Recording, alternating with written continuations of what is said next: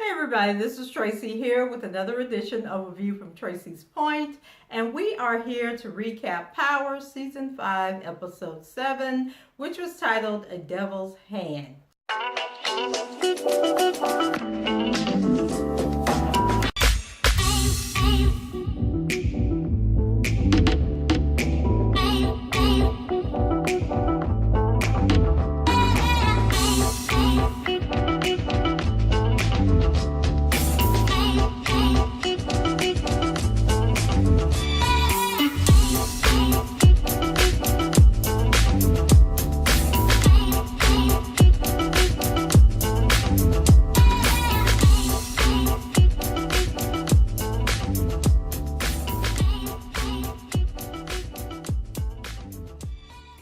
So you guys are going to get a couple of, well, more than a couple of videos because I am so behind on doing my recap. So I'm trying to get them all in before the new week starts over. So bear with me. So before we get into this recap, because I didn't even recap episode 6, which was called A Changed Man, because it was just all over the place. But let's just see where all the characters are. And I think this is part of the problem with Power, is that there are too many dang characters in this story. So for those of you who don't want to sit through the whole recap, I'm going to give you the Cliff Notes version first. So let's start with Kanan. Kanan playing everybody. Kanan is moving like the real Ghost. And I'm starting to think that we're going to find out that Kanan is actually Ghost. And Ghost is just a front man for Kanan. So Kanan is just making moves behind the scene that really is going to put him in the position to take over everything, where he won't even need to have Ghost or Tommy around. And then he running around with Tariq crazy behind that nobody seems to be paying attention to, but we'll get to that later. Kanan is like paying attention to what's being said around him, and then he's making moves based on that. And so, you know, Ghost had told Dre to kill, how was it? Dre was supposed to kill Jason, and then Ghost was going to kill Diego. Well, Kanan done killed Diego. So that's going to create a whole bunch of mess. And then, you know, he's putting this all in action in order to take over Tommy's business. But we don't know how any of this is going to end up, or if it's going to work in his favor, if he's going to have to kill Tommy and Ghost or what. We know that Jason is not dead, so that's where I think the confusion is going to come in, because Diego was killed, but Jason wasn't killed. And Jason was supposed to be Dre's responsibility. Then we have Lakeisha. Before I talk about Lakeisha, why y'all be dragging Keisha on social media talking about where's her child? Now y'all know her child is wherever Ghost and Tasha's little girl is. They done locked them kids down in a basement somewhere. They playing, or maybe Tasha's mama taking care of both the kids. But I don't know what happened to Keisha's son. Maybe Keisha's baby daddy came and took his child after realizing she was fooling around with these gangsters. So, child, she back in love with Tommy again. Those Fruit Loops that he made her for breakfast was all that it take. And he told her all about Teresi, and he want her to meet him and all this stuff. And I'm just like, girl, are you serious right now? So John Mark finds himself in a bit of a situation because, you know, Angela trying to work with Steve to get Mark this better job in Washington, D.C. to get him out of their hair. So he's got to figure out, like, what's more important, the power and getting a bigger position, or staying behind and really sticking it to Angela, which really was his goal. Is just him and Cooper is to bring Angela down. Then we got Teresi. So Teresi was very, very, very, very busy. Have a heart-to-heart with his wife, get some dirt on Tommy, invite Tommy over for a family dinner, rat Ghost out to the feds as having killed Clyde Williams back there in the federal penitentiary. All that, and the biggest moment of Teresi may have been when Tommy called him dad, which seemed to kind of like touch his heart somewhere. So maybe maybe Teresi gonna take the fall for Tommy, or maybe he gonna figure out how to dump everything on Ghost so that Tommy can get out free and clear. Then we have Proctor. We know that Proctor would do whatever it takes to get his law license back, and it seems like he has made a deal with the devil, which requires him to get some information on Angela to take back to Cooper, and he needs Tommy to help him do it. And then, but Tommy won't tell him about all these people that he killing, and give Proctor like $20, like, okay, now you're under the guise of confidentiality, you can't tell people. But Proctor was like, stop telling me about all these people that you're killing. And Tommy is like, nope, I like telling you about the people that I'm killing, because now I know I always got you in my pocket. Then Tariq. So Tariq is just being Tariq, just being a jerk, hanging out with Kanan. Now he gonna be a drug dealer over there at that at the rich people's school, and selling them pain medication. And can somebody please tell me how old is Tariq? Because I said in a video a few weeks ago that Tariq should be like 14 or 15 since he was driving Tommy's car. But then I found out that Power has only expanded or covered like a 4-month period. So Tariq cannot be about 14 or 15, because I think when they were introduced to the show in season 1, him and Raina were like 11 or 12 years old. So can somebody clarify that for me? Then Tate. So Tate, we find out, has been stealing money from the Queen's Project to back his bid to run for governor. So now that Ghost has the goods on him, he's going to blackmail him. So it's a mess. Then Tommy. So things are looking up personally for Tommy, you know, because he's all in love with Teresi, and then he's out here trying to impress Teresi and do all this stuff. And then Teresi and the mob, they seem to have that mentality that Tommy has, where he just want to kill people and be all gruesome with it. So they're all fitting right in together, but they got their eyes closed to Kanan and what Kanan is doing. So I'm thinking that's going to come back and bite Tommy in the behind. But then we have Dre. So as I mentioned earlier, Diego is dead. And this is going to cause a problem with Dre because Jason is missing. So how is he going to explain that to Ghost?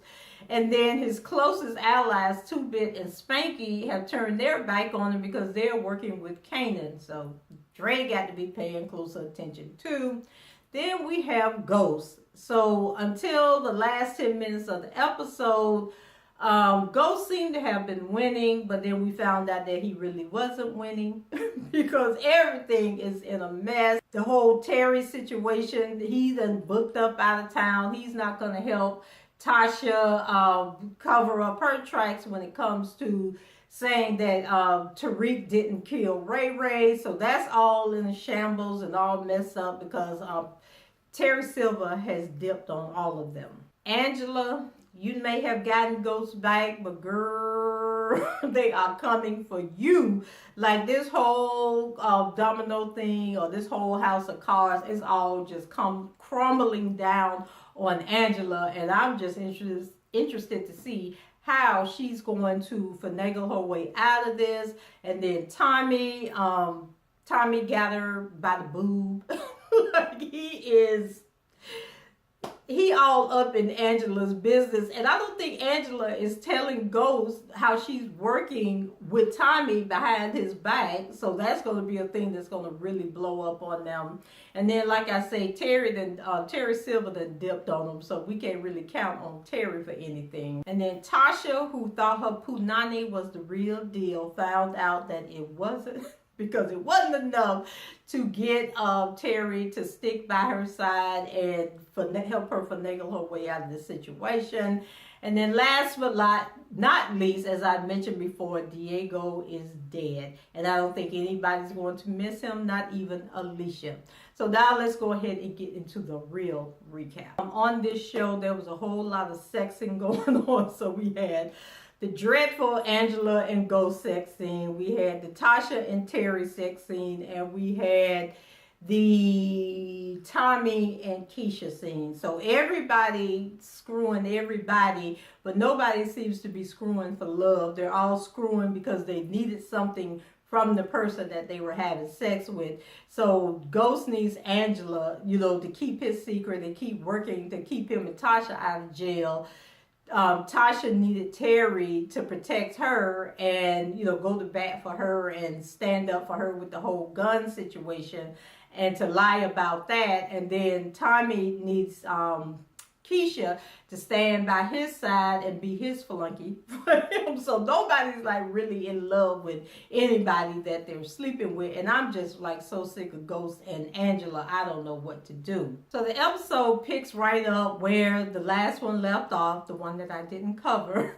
And Tasha meets up with Silver to ask him, to lie for her. Silver isn't with it at first because, he's Mr. Goody Two-Shoe and he's not going to jeopardize his license or going to jail for anybody, especially not covering up for Ghost and Tasha. And of course, his first thing is, oh, you want me to do this because you're in love with Ghost, you're still in love with him. And then Tasha says, no, it's because Tariq actually killed Ray Ray and that she would do anything to keep him from going to jail. So then Silver seemed to fall for it, and then they fell on the couch and had sex. So Tasha, we know, thought that she was going to be able to put the loving on Terry and get him to lie on her behalf. And she knew that this was the way to keep her and Tariq out of jail. And so he may have been considering it, but then Ghost showed up and paid him a visit, basically let him know that he didn't believe that Terry was going to lie for Tasha. And so that seemed to have been enough to get Terry to skip town. But we're not really sure if Terry left or if Ghost killed him, because the way the story came out was that he left a subpoena behind, but his apartment had been packed up and he had moved on, and his office is saying that he had taken a leave of absence. So I'm thinking Ghost done killed the poor man and got rid of his body, or maybe Kanan done killed the man since he around here killing folks anyway. So back at Angela's place, and I thought it was interesting how they were all at Tasha and Ghost's place, but then they left there. So I kind of like the fact that Ghost didn't have sex with Angela in him and Tasha's home, that they actually went back to Angela's place. So Ghost asks Angela if she believes that Terry will cover for Tasha, and Angela says that people do stupid stuff when they're in love, Jamie. Talking about herself, which pretty much sums up what power is all about. So Angela becomes scared and thinks that, about all the consequences that could take place and how this whole thing could go wrong, but Ghost says, but then Ghost uses his charm on her and get between her legs and all is forgotten.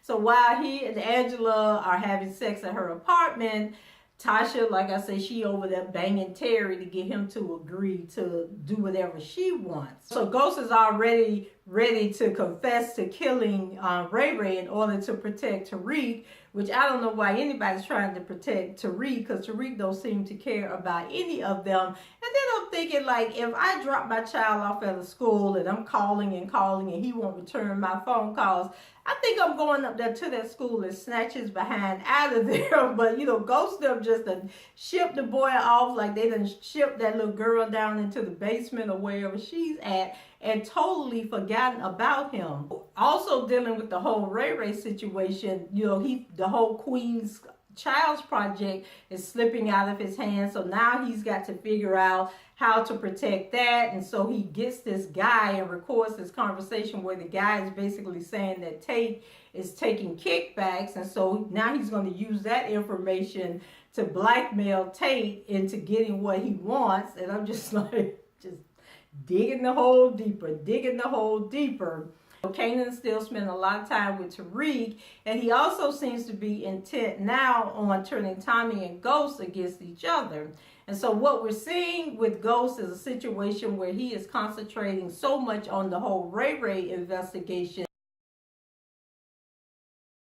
that he's not paying attention to what's going on. And then we already know that he's formed this alliance with Dre, whereas what happened to Dre threatening to kill all three of them, like Tommy, Kanan, and Ghost. Like they done forgot all about that. And so I don't know, it's just crazy. And I just thought, like, why would Ghost tell Dre, you kill Jason and I'll kill Diego? Like, why you can't kill your own enemies? It just didn't make any sense to me, but I'm sure at the end of the season it's all going to come out and make perfect sense. So Tommy does get Jason his money, and Jason is happy to have the money. He's disappointed that the Jimenez are still alive. So once Tommy reveals the Jimenez siblings were arrested but then let go, Jason becomes upset and tells the three of them that they must kill Jason and Alicia as soon as possible. So after leaving that meeting, Ghost confronts Tommy, about not telling him that the Jimenez were arrested. And so it'd be so much going on this show that you'd be forgetting that, okay, wait, this person knew, but this person didn't know. And then why didn't they tell that person? So they just keep us spinning to overlook some of this bad writing that be taking place. So Tommy acts like it's no big deal, but then Ghost goes and confides in Kanan, like, what the hell? So then he asks Kanan to kill Diego, and Kanan says okay.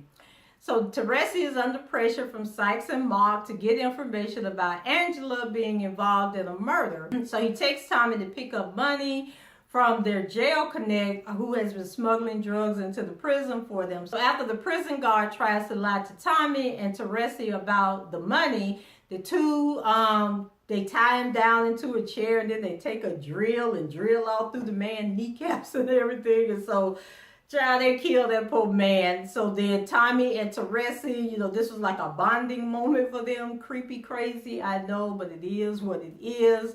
And so Tommy indulges Teresi and just start telling all of Ghost, telling all his business about all the people he done killed, how he killed them, where he killed them. Then he telling all the Ghost business, and I'm just like, is Tommy about to kill Teresi? Like, why is he running his mouth like this? So I was just like really confused. So then Teresi tells Tommy that he's proud of him and invites him for a family dinner. And so Tommy was like happy about that and like, thanks, Dad. So I was just like, what the hell is going on? So while Tommy is playing the good son with Teresi, Tariq is doing the opposite. So he continues to ignore Ghost calls while hanging out with Kanan. And so Kanan is using the opportunity to manipulate Tariq because he knows Tariq dumb and stupid as hell. So after leaving Tariq, Kanan meets up with 2-Bit and the other guy. So 2-Bit reveals that Dre is planning to kill a Serbian connect and has asked him and Spanky to kill Ghost after he goes after Diego. So Kanan informs 2-Bit that it will be him that kills Diego instead, so effectively changing the plans. So Kanan isn't down to losing Jason just yet, because he's trying to take over Tommy's place in the organization. So being the master manipulator that he is, Kanan kills Diego as he promised Ghost that he would, but uses Jimenez's, like, cut the man's head off and put it into a duffel bag. So he used that to convince Jason, of what's going on and to play along with his game. And basically let him know that he wants to take over Tommy's job. So Jason is pleased and tells Kanan that he must kill Tommy now. So Kanan assures him that Ghost and Tommy will end up killing each other. So Teresi takes Tommy to meet Connie, who has come to the conclusion that her husband has cheated on her and that Tommy is the product of that affair. So she tries to convince Teresi not to snitch on the family like he's been doing until after she done passed away and don't have to live through it. So the three of them have dinner, but then Tommy crazy mama show up acting the fool. So her showing up leads to like an argument, and then Connie just like stabs the dagger in the heart by calling Tommy her son. And I'm thinking like, Lord have mercy. So the relationship between Teresi and Tommy appears to be growing as Teresi snitches to Mark and Cooper about Ghost murdering the Clyde Williams guy. Remember, he was played by Charlie Murphy, without giving up any information on Tommy. So Connie and Teresi press Tommy about having a girlfriend over for dinner, which leads to Tommy inviting Keisha to come and meet his family. And then that in turn give us the third sex scene, which we really could have did without. So on the legal side of things, Angela found herself backed into a corner after Donovan lets her know that Mark and Cooper are on to her and that she basically has no friendships left. So she really needs to cover her behind and watch her back. So then Angela goes and meets with Steve and tries to get him to get Mark some secret job up in DC. So Mark appears to take the deal, which may ultimately mean that he lets Angela go free. But just as a backup though, Angela meets with Tommy. So Tommy breaks into her car and she almost put a hit out on Mark, but she realized that might not be a good idea. So then Proctor is approached by Cooper, who gives him his job back as a lawyer in turn for information on Angela. So that spells bad news for almost everyone except for Tommy. So meanwhile, Ghost blackmails Tate into letting him back into the Queen's Child Project with a recording that would shatter his campaign run for governor. So Ghost decides to celebrate his win with Angela, but Tasha busts in and reveals that Terry Silver had run away. So Ghost admits that he confronted Terry to give him further incentive to lie for Tasha, but his threat ultimately scared the lawyer away, or that's what they're thinking. So the episode ends with Tasha and Ghost debating on who would turn themselves in for the murder to protect Tariq. And I don't know why either one of them is trying to protect Tariq, because Tariq ain't thinking about them. So guys, that's it for me. This crazy twisted show. I can't keep up. Leave your comments below. Let me know if I missed anything, if I messed anything up. Rate the video, subscribe to the channel, and until the next time, I should talk to you guys later. Bye-bye.